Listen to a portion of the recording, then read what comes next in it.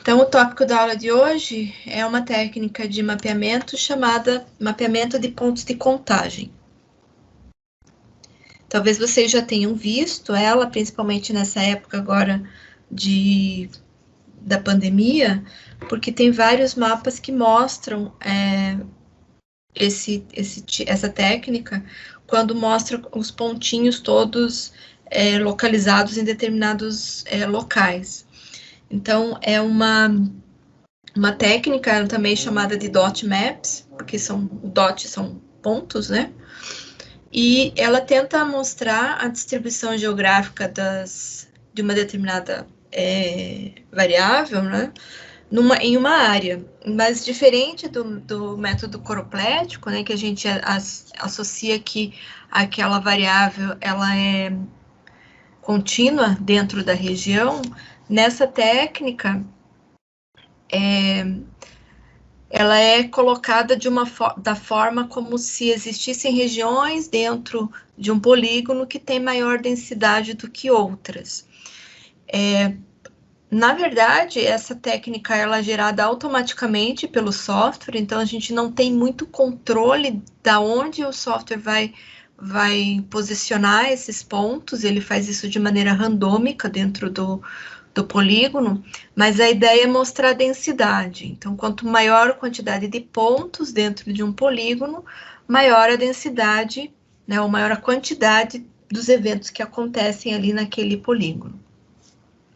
Uma das coisas importantes nessa técnica é sempre que tem que ser apresentado, como nesse mapa aqui de cultura nos Estados Unidos, tem que apresentar qual é o valor de cada ponto.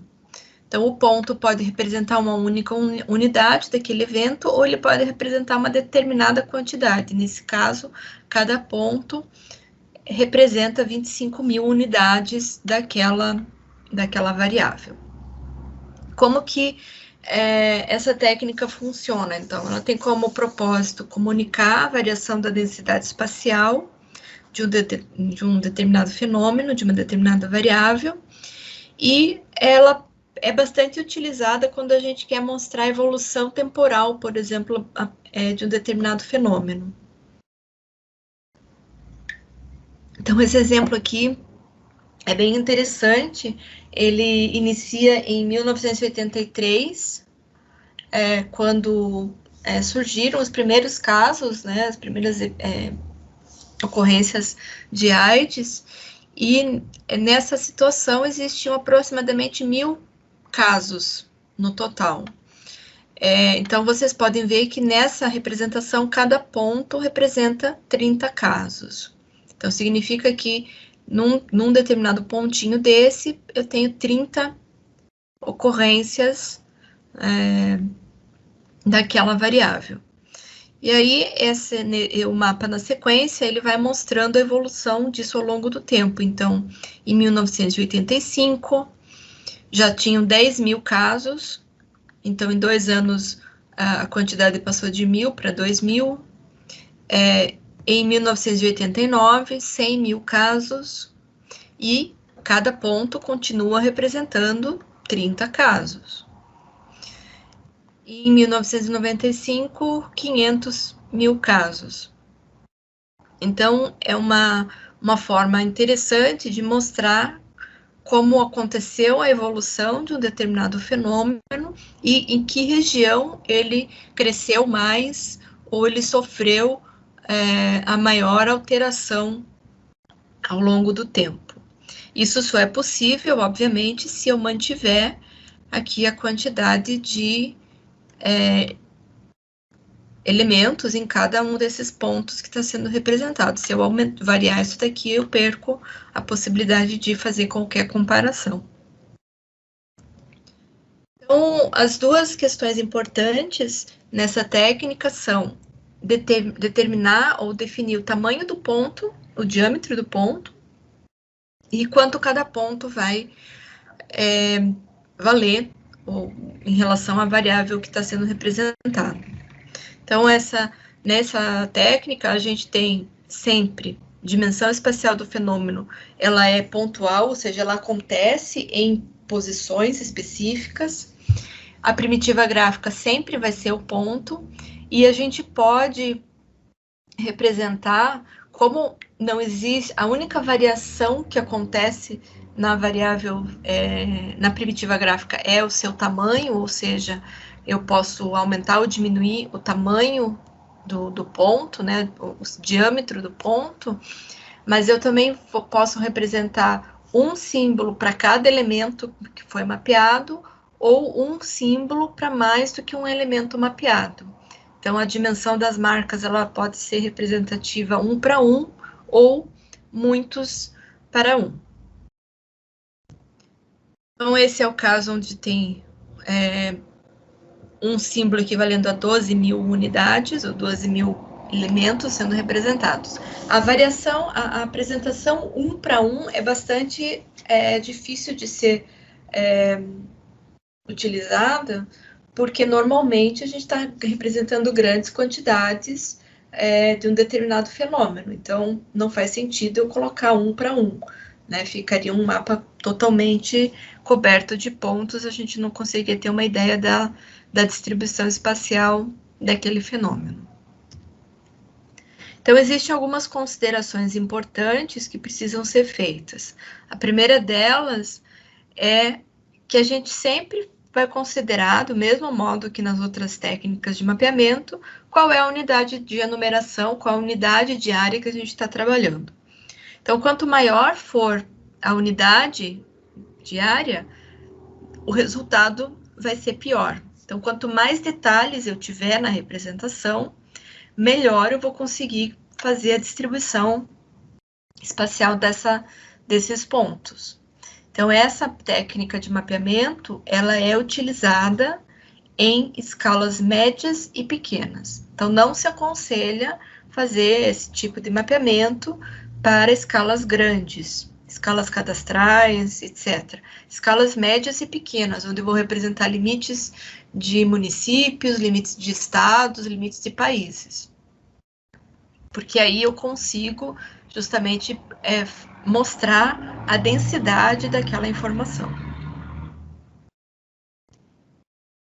A outra questão que a gente precisa considerar é em relação ao valor de cada ponto. Então, normalmente, o que a gente faz? A gente vê qual é o valor mínimo e qual é o valor máximo que ocorre naquela distribuição. E aí, em relação ao menor valor, eu tento fazer com que existam pelo menos 2 ou 3 pontos que vão representar aquele menor valor. Então, vamos imaginar que eu tenho uma distribuição que começa com 10 unidades e vai até 1.000. Então, eu vou fazer um valor de ponto, de modo que essas 10 unidades sejam representadas por 2, por 3 pontos dentro de um determinado polígono. Então, neste caso, das 10 unidades, cada ponto poderia representar 5 unidades. Então, eu teria um polígono com 2 pontos, sendo que cada ponto equivale a 5 unidades daquela variável que está sendo representada. É bem importante que sempre existam pontos dentro dos polígonos. Então, não dá para fazer com que não exista nenhum ponto dentro de um polígono, né? Senão a gente perde a representação espacial. E a outra questão é que o posicionamento dos pontos, ele tem que ser tal que eles comecem a se tocar, sem ficar totalmente sobrepostos, mas eles comecem a ficar próximos. Essa forma aqui, que a gente está vendo na figura da direita, é o que a gente chama de coalescência, ou seja, os pontos estão começando a se tocar sem se sobrepor. Não é indicado que eles fiquem, caso exista uma aglomeração maior, não é indicado que eles fiquem totalmente afastados. Então, isso é uma característica da própria técnica de mapeamento. E isso tem que acontecer no polígono, né, na unidade de mapeamento, onde eu tenho a maior densidade. Então, na menor unidade, No polígono que eu tenho a menor quantidade de pontos, eu tenho que ter de 2 a 3 pontos, e onde eu tenho mais pontos, eles têm que começar a se tocar. É importante também que a gente use valores simples de serem contabilizados, né? Então, por exemplo, múltiplos de 2, de 5, de 1000, do que valores aleatórios como 8, 49, por exemplo. E não existe uma regra fixa para esse tipo de mapeamento. Então, a gente vai selecionar um tamanho de ponto e um valor do ponto que seja compatível com a escala do mapa, de modo que a gente não induza a pessoa a entender que o mapa tem mais informação do que ela realmente tem, ou menos informação do que ela realmente apresenta. Então, a gente não tem muitas alternativas a não ser fazer testes. Então, pegar o menor valor, colocar 2 ou 3 pontos dentro e fazer uma análise em relação à densidade total dos pontos para que a gente tenha uma representação adequada. Então, novamente, o menor valor dividido por 2 ou por 3, para que a gente tenha uma quantidade de pontos suficiente lá dentro. Qual o tamanho do ponto que a gente vai utilizar quando na área que tem mais aglomeração vai resultar na coalescência deles. Então, isso só é possível se a gente for fazendo testes. Então, eu faço uma representação, os pontos começaram a se tocar, eu não altero a dimensão do ponto. Mas se eles ainda não estão se tocando, eu posso aumentar um pouquinho o seu tamanho. E aí gerar algumas representações na escala final, que o mapa vai ser apresentado, para avaliar, né, o tamanho dos pontos previstos. E aí a gente tem que testar sempre os casos que são extremos, as áreas mais densas e as áreas com menor densidade, para verificar como que a representação foi possível, ficou na sua fase final. Então, um exemplo aqui, né, de dimensionamento do ponto. Então, nesse caso, cada ponto representa 10.000 pessoas, e vocês podem perceber que existe um momento a partir do qual o fato dos pontos se tocarem, eles já começam a se sobrepor e formar uma mancha. Então, não é bem o indicado, né? Em que situação dessa matriz aqui de imagens a gente pararia? Talvez entre 1,5 e 2 fosse a solução mais indicada. No máximo, 2,5. A partir de 2,5 já começa a virar uma mancha em determinadas regiões e a gente não consegue mais identificar os pontos isoladamente. Então, eles têm que ficar próximos o suficiente para se tocarem, mas ainda serem percebidos como um único ponto. A localização dos pontos, embora ela seja feita de forma aleatória, mas pelo software, bem dito isso, né? O ideal é que os pontos sejam o mais próximos possível do centro de gravidade da distribuição. Então, se eu tenho essa distribuição dos pontos brancos aqui, o centro de gravidade destes pontos seria aqui na figura da direita, e não na figura, como colocado na figura da esquerda.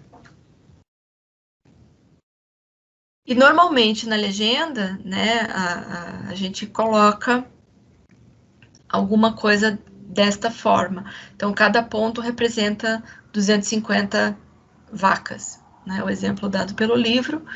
E a gente pode colocar um ponto igual a 250, nesse caso, ou fazer as figurinhas com a distribuição espacial para que a pessoa tenha uma ideia da quantidade de pontos que representa uma determinada quantidade daquele objeto. No QGIS, para a gente fazer isso automaticamente não é possível, né? A legenda que ele gera é somente a de um ponto igual a uma determinada quantidade. Então, essa segunda parte aqui dos 2 quadradinhos de baixo, a gente teria que construir meio que manualmente. Então, sugiro que seja feito somente com um ponto igual a um determinado valor. Ok? Então, é uma técnica relativamente simples de ser construída. A atividade que eu passei para vocês, ela é também simples. Vou mostrar aqui para vocês verem o que consiste a aula.